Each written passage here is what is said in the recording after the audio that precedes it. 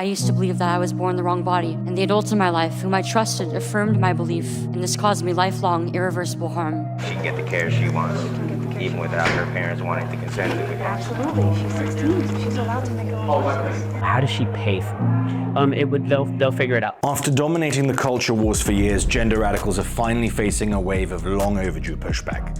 In famously liberal Sweden, officials reversed their policy on medical transitions for minors, citing growing concerns over safety and long-term outcomes.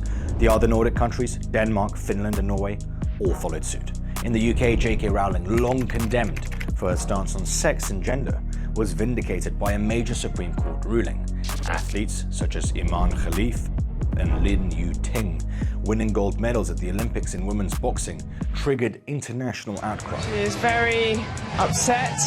And in the US, this famous video of Kamala Harris became a political liability, contributing to her defeat in 2024. I made sure that they changed the policy in the state of California so that every transgender inmate in the prison system would have access to the medical care.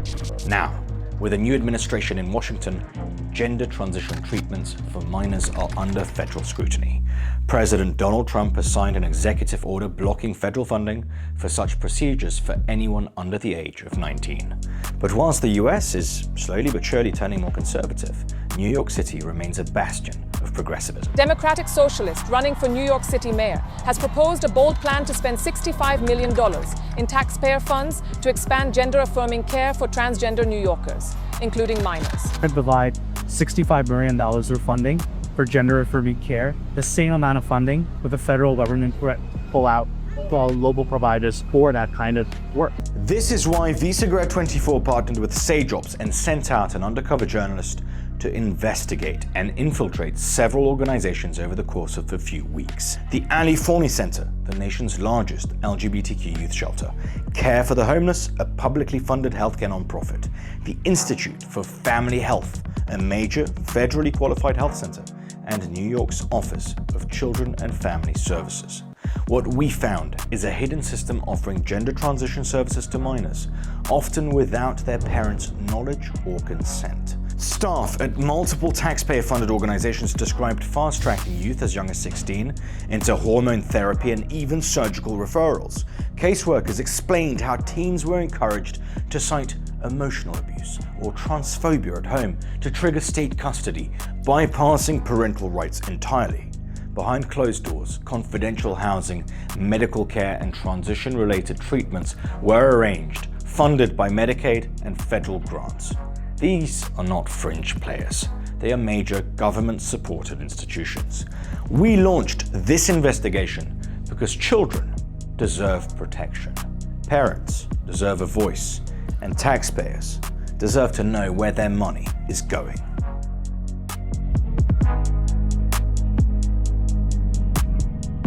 In order to infiltrate several organizations, our undercover journalist posed as the concerned uncle of a 15-year-old girl who identifies as transgender and is about to turn 16. I have a family member, a niece, and I would say that she's at risk for running away. Okay. You know, the parents don't affirm. How old? Well, that's the thing. I want to say she's 15, maybe turning. What age is? I was gonna 16. 25. Okay, so I think 16 is like 2 weeks from now. Okay. Right there. Yeah. He told staff that the teen's parents do not affirm her identity and that she was at risk of running away.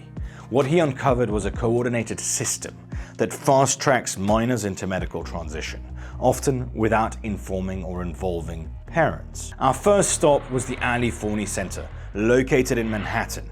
It's the largest LGBTQ nonprofit youth shelter in the United States and a major hub for services targeting runaway and homeless youth. There, our journalist met Nadia, a health services coordinator. Nadia explained the situation. We're a 24/7 program for youth. We're people's first point of entry into all of the agency services. So with 16-year-olds, just a thing to put on folks' radar, I like to be very upfront that because we're mandated reporters, we're mandated to call ACS. We don't contact the parents. We call the state central registry with ACS, they decide whether or not like there is like a case of like abuse or neglect, and they'll follow up with like biological family. Folks, especially who are minors, generally will get placed into our housing sites quicker because we prioritize minors. All of those housing sites are confidential locations, so like that wouldn't be related to parents or anything. So the parents, as far as confidentiality, the parents would know where she was being housed. No, because the locations are private. Us as an agency will never force somebody to like have contact with parents. The Ali Forney coordinator then explained that New York State recognizes transphobia and homophobia as legitimate forms of child abuse or neglect, and how they will advocate for gender-affirming care for minors without parental consent. Usually when folks are running away from home, there's like something going on. Well, and like, so they want they want to recognize affirmers. She would like to start puberty blockers and stuff like that. Of course, she can't get their consent. Homophobia, transphobia, all of that is like recognized as like a legitimate form of like abuse or neglect. Okay. In New York State, sometimes we have to do some advocacy with ACS around that. Yep. But generally, people will still be able to access services with us. She would still be able to access services while maybe they worked all that stuff. Yeah, there would need to be some like advocacy with the state and like with Children's Protective Services. Staff at the Ali Forney Center confirmed that teens as young as 16 can access puberty blockers and confidential housing without parental consent. Parents who don't actively affirm their child's perceived gender identity are classified as abusers, and the youth's location is therefore deliberately hidden from their family. This is not an emergency shelter. It's a state-supported gateway to medical transition, facilitated by taxpayer-funded organizations. Our next stop was the New York State Office of Children and Family Services, the state agency responsible for overseeing child welfare, foster care, and juvenile justice. There, our undercover journalist met with Maria Juliet Mendoza, a licensed social worker. He repeated the same scenario, a 16-year-old girl seeking transition care with non-affirming parents and signs of emotional distress. She confirmed to our journalist the state may intervene between a minor and non-affirming parents, having seen such cases before. She's under the impression if CPS, or lack of a better phrase, gets involved, that she could begin the process of being able to get the health care that she wants. Okay. Is she crazy, or is that even doable? Yeah, I mean, absolutely. The first step would be to connect her with the CPS worker, who then can navigate her through that process. I'm afraid she might have somebody start the process by making a complaint against her own parents, because they're anonymous. So anybody can call and make a complaint against the parents saying they're non-affirming and it's harmful to the child, and then it is detrimental on her, her depression. Feel unsafe? In her body. She says she's a victim of transphobia and gender phobia from her parents. So then those are all things that you would say. Like everything that she's expressing, what she's feeling, and that's all that information what you go for. So then they should be able to take that in. And maybe for her like stuff like that before, like cases like that, it happens.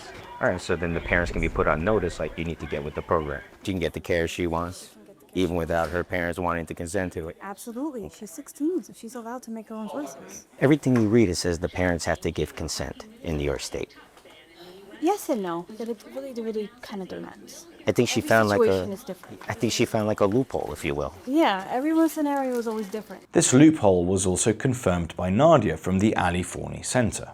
There's a law in New York State that folks who are 16 and older who have run away from home If I sit down? Yeah, of course. Who have run away from home or experiencing homelessness can consent to their own health care. So she would be, I'm sorry, say that again. She would be able to consent for health care. If she got in here. Yeah, and we work with an organization as a medical partner, and would be able to help explore medical options. Even though she's going through a problem with her parents and they don't consent.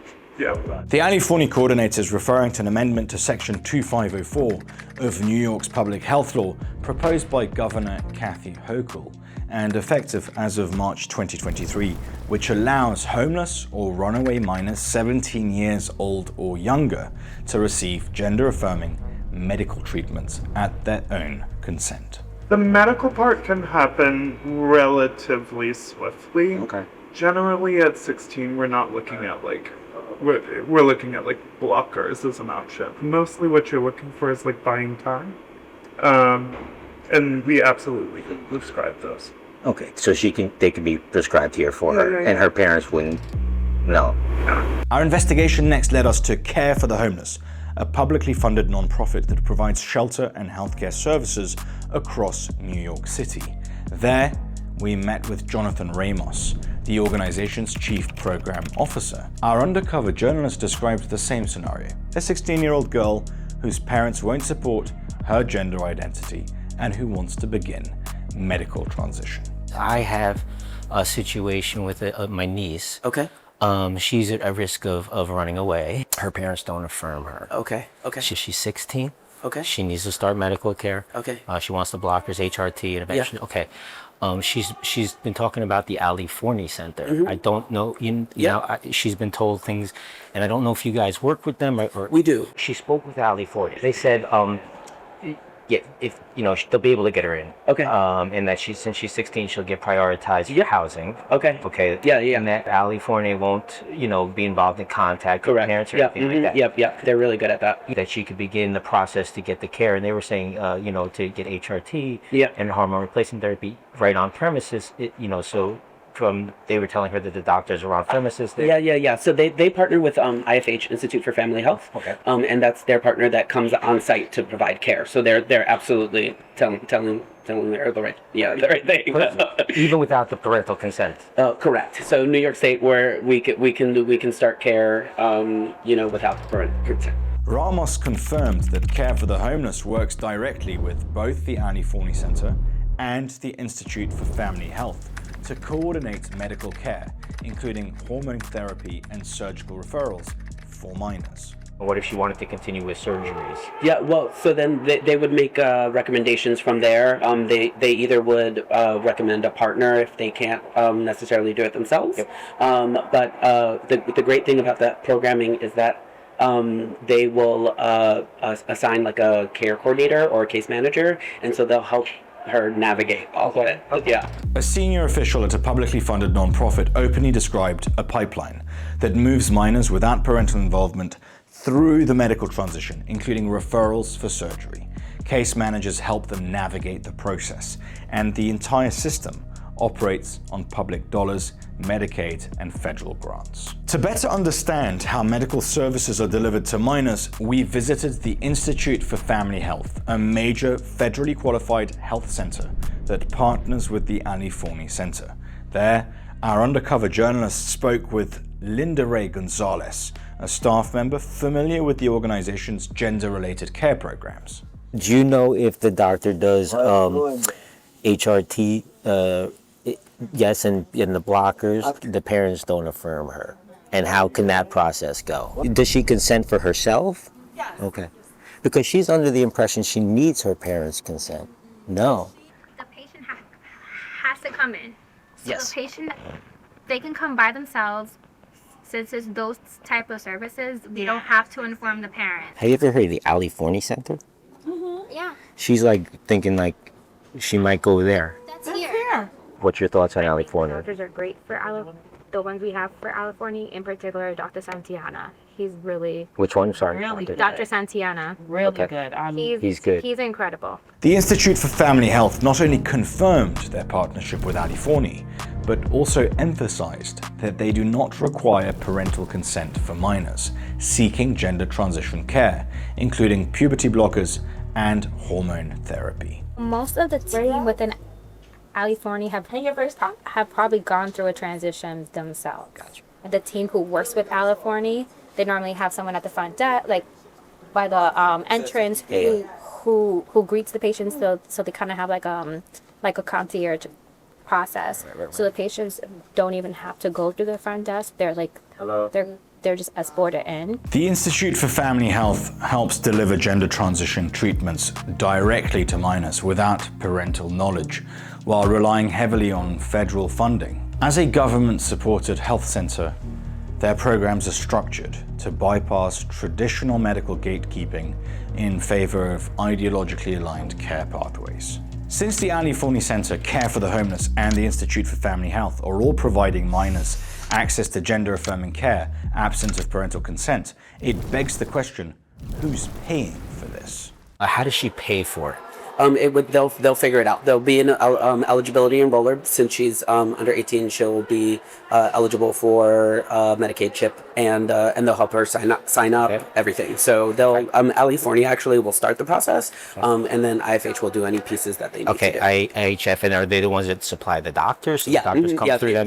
The medical. We're all kind of connected. What I think the benefit of accessing medical services with us is like all of our providers are specifically working with like LGBTQ youth who have like run away from home or are experiencing homelessness. So they're very familiar with like unique needs of our population, and especially like needs of like runaway and homeless youth and like the consent stuff there. What could be an issue like accessing care with other providers is not everybody knows about like minors' ability to consent to their own health care. And this is much different than Northwell. Like, you guys understand the whole thing. They were even trying to say to her, no, I need your parents' consent, I can't do it. Because they're a big hospital system. We are a FQHC, so what we really do is tailor to our community, and we're more government funded than we are like insurance funded. Right. So why would those are more insurance funded? To compare how larger hospital systems handle gender-related care, we visited New York Presbyterian Hospital, one of the most prominent medical institutions in the state. There, our undercover journalist spoke with Oscar Kohut, a program lead, and presented the same scenario. If she comes to Presbyterian or Cornell or Columbia, she's not going to get gender-affirming care without her parents' consent. No, she's not going to get blockers. No. She's not going to get HR. No, there's some risk to PB blockers, but it's like gender is a spectrum, but puberty is a binary. We're more conservative because we don't want to be sued, and because, I mean, every single gender-affirming care provider is worried, you know, but I would say... They're worried about the very rare chance that someone, you know, detransitions and says, hey, this was like the worst mistake of my life. At New York Presbyterian, staff made it clear minors cannot receive transition treatments without parental involvement. Liability concerns and medical caution have kept larger hospitals from adopting the aggressive youth care model seen at smaller activist-aligned non-profits. Even Canon Lordy, one of the largest and most well-known providers of gender-affirming services, admitted disbelief that anywhere in New York could be administering these treatments without parental consent. Their reaction underscored just how extreme and out of step the practices of other taxpayer-funded organizations have become. She is trying to figure out how to take the proper steps or process to do this without parental consent. She wants hormone therapy and stuff like that. That is very hard. So New York is a parental consent state if you're a minor? For medical care, yeah. And I'm really shocked if AFC, or if Forney Center would say that. The Forney Center, Care for the Homeless, and the Institute for Family Health have received over $180 million in federal funding since 2020, mostly from the Substance Abuse and Mental Health Services Administration and the Health Resources and Services Administration, both divisions of HHS. In January 2025, President Trump signed an executive order blocking federal funds for gender-affirming treatments for patients under 19 and appointed Elon Musk head of the Department of Government Efficiency.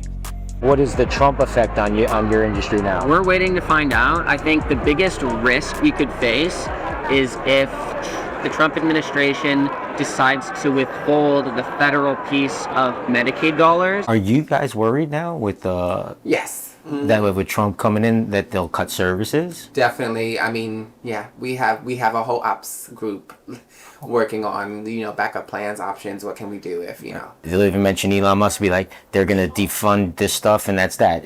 But that's concerning for you guys. It is definitely concerning. There's a lot of talk about Elon Musk and Trump, co-president, whatever. And doesn't he have a transgender child? Yes, but he's not affirming. Elon Musk hates trans people, so You would think that with a trans, child, you would be maybe an advocate, but he, I think, still misgenders and uses the dead name. He said that it was that was what woke him up to. It's terrible. That's very terrible. Now, but isn't he in charge of like funding of government agencies? Yes. So it could be bad. On January 28, 2025, President Trump signed a sweeping executive order eliminating federal support for gender-affirming medical procedures for minors under 19. The order bans federal funding for treatments such as puberty blockers, hormone replacement therapy, and surgeries, labeling them as barbaric and experimental. It establishes a policy that the US government won't fund, sponsor, or promote the transition of a child from one sex to another. The Trump administration is continuing down the path, preparing for legal battles that could reach as high as the Supreme Court. It has also issued directives for RFK Jr.'s Department of Health and Human Services to urge therapy over medical interventions for transgender youth. This shift, driven by the executive order, aims to redirect federal resources away from supporting transition procedures. The practices uncovered in this investigation raise serious ethical, medical, and societal concerns. Irreversible treatments on minors without parental consent, leading to lifelong sterilization, disfiguration, and health problems, are fundamentally problematic. These procedures, including puberty blockers and hormone therapy, carry significant risks such as infertility, bone density loss, and cardiovascular issues, yet are administered to adolescents who may lack the maturity to fully comprehend their long-term, lifelong consequences. I used to believe that I was born in the wrong body, and the adults in my life whom I trusted affirmed my belief, and this caused me lifelong, irreversible harm. I speak to you today as a victim of one of the biggest medical scandals in the history of the United States of America. On the path to medical transition at the age of 13, starting with blockers and then moving on to hormones, and at 15, I got a double mastectomy, but it turned out that it wasn't the best decision for me. Bypassing parental involvement undermines family structures and dismisses parents' rights to guide their children's medical decisions, often labeling them as abusive for expressing caution or dissent. The growing detransitioning movement highlights cases of regret where individuals have faced irreversible physical and psychological harm after rushed transitions. Everyone should oppose this system because it prioritizes ideological agendas over child welfare, exploits vulnerable youth, and uses taxpayer funds to support unproven, high-risk interventions without adequate oversight or accountability. Children deserve protection through informed, transparent, and family-centered decision-making, not secretive, state-sanctioned medical experimentation.